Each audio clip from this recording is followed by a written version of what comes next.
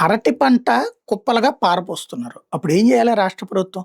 మార్కెట్‌ని రంగంలోకి తీసుకొచ్చి, ఆ అరటి కొని మన మార్కెట్‌లో అమ్మితే, అక్కడ పావలా రూ. 10కి అమ్మిందాన్ని రూ. 10కి తీసుకొని, మనకిక్కడ రూ. 15కి అమ్మినా రూ. 50కి కొంటున్న మనకు బెనిఫిటే గదా!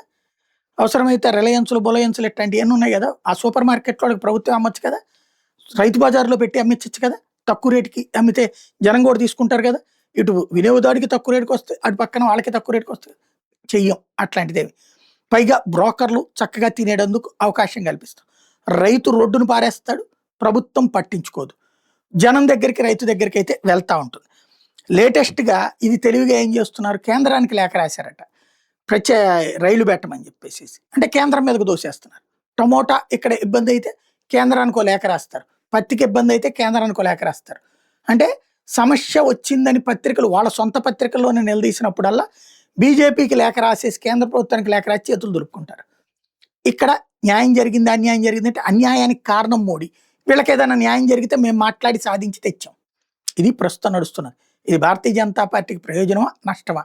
భవిష్యత్తులో ఆలోచించుకోవాల్సి ఉంది.